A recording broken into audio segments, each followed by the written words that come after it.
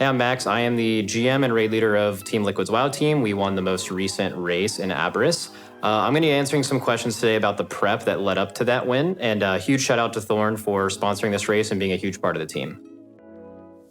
How we prep 1 day out versus 1 month out is actually pretty different. 1 month out, we're still kind of finalizing what we want to do in the raid. We're still sleeping a bit late into the day. Leading up to the race, we actually move our sleep schedule earlier so we can get up closer to the server time and less on a gamer schedule. You also have to make sure that your eating schedule is on time. You know, if you're waking up later in the day and you're used to eating later, that doesn't really work in a race. We like to eat at pretty normal intervals. So that's something that we test. And 1 day before the race, we're actually done with most of our strat stuff. So I would say a day before the race, we actually take a decent amount of time off to definitely reflect on what we're about to do. But also that's the last day before you're really like going all out at this. So you usually take a lot of that day off. The night before the race starts is definitely challenging. I know back when at least I started to do this, I could probably speak for a lot of our guild members, it's hard to sleep because you're obviously so excited. This is not only like what we compete in, but it's like what we are most passionate about. That day is pretty challenging, but now that you take most of it off and take time to reflect and prepare, it's a lot easier than it used to be. I would say the most underrated and kind of unknown preparation that you do before the race, at least for me, is I try to exercise a lot leading up to the race, because naturally there isn't really a lot of time to do that during the race. If you were to ever wake up and exercise, you're losing sleep. In my opinion, that actually isn't worth it.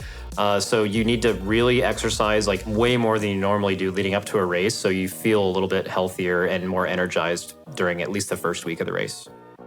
A lot of the exercise I do before the race is I play hockey once or twice a week at a rink over in the valley. We actually just got a bike in our house that we do. We live a decent bit away from gym, so I do the bike usually in the morning leading up to the race. Losing is always really hard, especially the way that we lost the last race. How you pick up your team, I mean, all you can really do is meet afterwards, go through everything you actually had control of and what you were able to learn from. It's actually, I think winning has actually helped us recover from losses, because when you win, it's pretty easy to be like, okay, everything went right, I guess, so we won. But really you have to treat it like a loss. You have to look at it and be like, okay, we won, but like what did they do better than us? What could we have done better? So when you lose, I think there's like a bigger magnifying glass on all of those things and you really focus on them.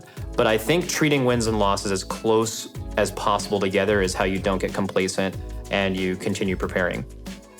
We actually changed how we mentally prepare for a race. Funny enough, the last couple races, I don't know whether it was due to like community pressure or what we felt like we needed to do, we were so hell-bent on winning that I think it kind of got us out of our element a little bit. You know, we're a group of people that thrives when we are having fun and keeping things light. That's when we actually play our best.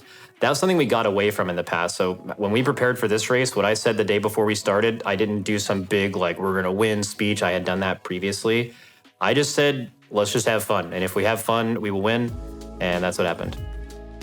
I personally have a great support system during the race. I have an awesome girlfriend who takes care of everything in the house, takes care of all of our dogs. You know, we have a lot of people looking after that. We have a great support system at Liquid. We have people, you know, in these player apartments and hotels that are constantly able to figure things out when they need to be changed, swapping out peripherals, fixing our computers. There's obviously, in any situation like this, there's gonna be a lot of tech issues. All that stuff is handled really well and quickly. And now that we've been at the Alienware training facility, it's been so much better than the venues we've been at before. Chef Heidi's food is amazing. It is a huge part of our success. She has to do a really hard job of not just necessarily giving us the best food available, because she has to tailor our menu down to incorporate all the people in our guild who like only eat like nuggets and like burgers and pizza and stuff. So the menu is like a nice mix between what a gamer would eat and then what is also really good to keep us healthy and very nutritious. So she's an awesome part of our team. Cannot be emphasized enough how much she helps us. So there's a lot of prep that goes into deciding what products we want the guild to be using during their time here for Race to World First. I would say that around 6 months out is where players are taking things that they personally want to take. As we get closer to the event, around that 1 month to 2 week mark, Max and I work closely to figure out which products are gonna be best for the players. Some of the top 3 products that the players enjoy using are, first of all, the Catalyte, which is a hydration supplement It has electrolytes, so this really can help with making sure that the players are hydrated, which is one of the most important things when it comes down to performance and being at your best on any given day. Next, I would say that the Daily Greens Plus is another product where it's gonna help in so many different facets. It's gonna help with energy levels throughout the day. It's gonna help with your immune system and really just kind of like that multivitamin sort of idea that really will carry the players through the longevity of the race. Lastly, we have the Sleep Plus, which the players like to refer to as their sleep potion. The players love this stuff. It helps them to get good sleep at night, come back feeling well rested for the next day ahead. I live 10 minutes away from the facility, but I choose to actually stay here at the AWTF. It's just so much faster than having to deal with LA traffic. I can just go to bed, get up, and then walk over here in way less time, and that allows me to get a little bit more sleep and also be a little bit more prepared in the morning and not care about staying extra late if I have to fix some stuff. So in previous races, I did actually stay out with the players. I think in every race actually before the last two. And the idea with that is I want to be a part of them. I want them to see me. I want things like that. We did run into a little bit of an issue though, where some players' headphones don't actually like fully like soundproof it. So when we're using comms with 20 people, right, they can hear me in real life and then also hear me like delayed in their headphones for the people that are next to me. So I like to, and just from a lot of their requests too, like I just kind of move myself into an office that not only allows me to focus and do other things, like when we're doing splits, for example, they're all just slamming splits. After the first couple that I raid lead, I actually spend a lot of time on my own or with analysts really figuring out some of these bosses that we haven't seen yet and how we're going to approach them on Mythic. And that space allows me to kind of do that.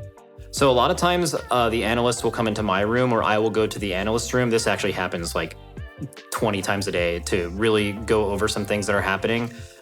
You only get about 10 hours or so of like really, really good pulls in a day with every single one of your players. So you actually are kind of incentivized outside of lunch and dinner that if you need to figure something out, that is the time that the analyst will come see me or I will go see them. Because you're losing the total amount of pulls in a day, but you're not losing the total quality amount of pulls in a day just due to the like cognitive load of actually doing this. There's actually two things that I need to make sure that I always have with me, and that is water. You just want to go through as much water as possible during the day, and then also randomly hand warmers. It's not super cold in there, but for whatever reason, when doing these races, so many people, their hands get cold, and like gaming with cold hands really is not good. So I definitely always have hand warmers and water. One really cool thing about the AWTF is they have temperature controls in all of the rooms. So when we're finding seating for players, we'll have, players who want to play in a hotter room, have one room. Players who want to game in darkness, like actual darkness and it's cold, that actually is a thing. Like 5 or 6 players will go in there. So we do that. One interesting thing we have to do with seating arrangements though is we have 2 players, Shaq and Fired Up, who are like really, really good friends and are really off the wall, like really funny.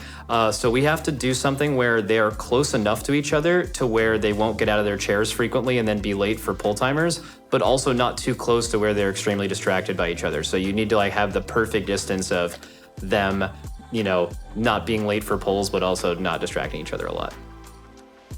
Who surprised me the most? I mean, obviously a lot of our new players did really well, but a short list would be Smacked, actually, someone who we wanted to play a lot, had something come up before the tier and he couldn't really spend that much time. Zasevi, big time. He is one of our officers. He healed for us this race for the first time because we just feel like quality players at healer are super important. He kind of made a sacrifice there. He would prefer to DPS, but him also as a secondary raid leader inside the raid that I can rely on is unbelievably important. He did that previously in Fat Shark Yes in his previous guild before he came here. And Lummel, actually. Lummel is our healing analyst, so it's a person who, I used to do this, but I offloaded it to him now where, when I'm thinking about a pull, I can get really deep down into the strategy and I don't have to wear 2 hats. I don't have to fully worry about where healing cooldowns are, how healing placement is. He handles all of that and works with the healers the entire race. A lot of things go wrong during the race. It would be so much more important if this was over in like 4 or 5 hours, but because it's over a week, you almost can't even take account of everything that goes wrong because it's just expected. I would say as a raid leader, actually, your job is often seen as someone who just like calls out things and reminds people of things. That is certainly part of what you do, but the main thing of what you do is you just problem solve. The only thing that makes you good at this is solving problems fast. Not only are those constantly happening on every fight, getting from point A to point B of actually having the boss die, but also sometimes it's in real life. Maybe someone's sick. Maybe we need to put them in an apartment. Maybe, you know, just all of that stuff has to be handled really quickly. And what makes any of us good at this, at least in a leadership position, is how to handle that quickly. The team's main focus is certainly winning, but also having fun. I know that in previous raids, when we really just focused on winning, cut down on the chatter, cut down on the fun, we actually played worse. People did not enjoy it as much. I really think our team is at our best when we are laughing, having fun, and playing well. One of the bigger changes we've made in most recent races was we kind of cut down on the amount of distractions that players can have. It's really hard to deal with like 20 people all having their own, you know, stuff on their computer. So we actually all, including me, all log off Twitter for the entire race. You are not logged into that at all. We also put all of the Discords that you're in, besides our main guild Discord, into a folder, mute that folder so you don't constantly have notifications popping up. You don't have friends DMing you and constantly distracting you. Your goal and focus should be entirely on the race for the time you're here. The guild has changed a lot over the years. I would say actually one of the things that maybe brought us the most together is losing. Like winning's super easy. Everything went right, you're super happy, you know, all your fans are happy. But when you lose and you have to learn and get better from that and eventually win again, and especially losing in the ways we have, right? Like how long Sepulcher went, or the boss being nerfed when we're asleep in the last raid.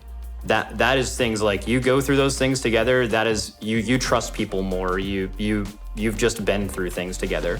You can't really replicate that in the first raid or first 2 raids you're ever gonna do. You kind of have to spend a lot of time together to figure that out.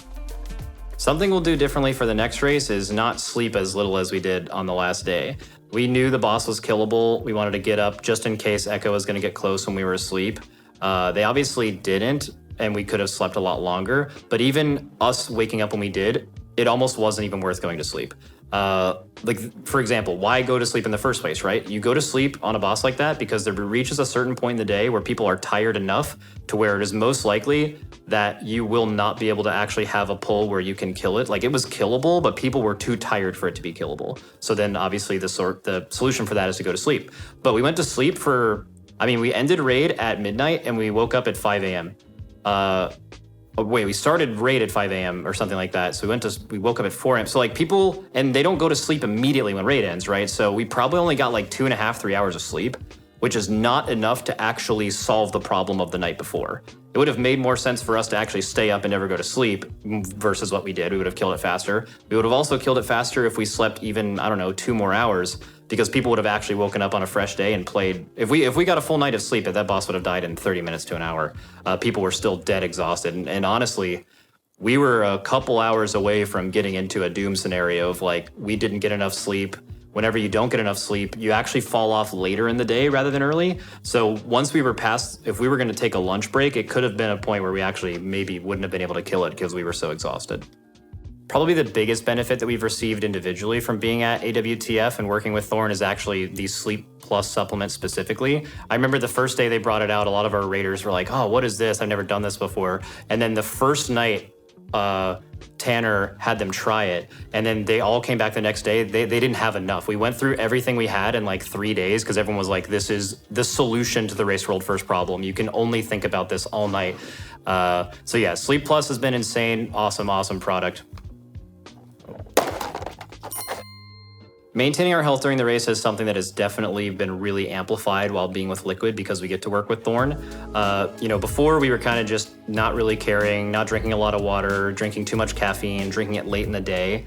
Now we have all of that handled for us by Liquid. We have awesome meals prepared by Chef Heidi during the day. We have the protein and green smoothies in the morning. We constantly have water delivered to us from people, so we don't really have to worry about that. We take fish oil at lunch during the day. Just the amount of supplements and external support we get now helps you stay mentally sharp the whole time.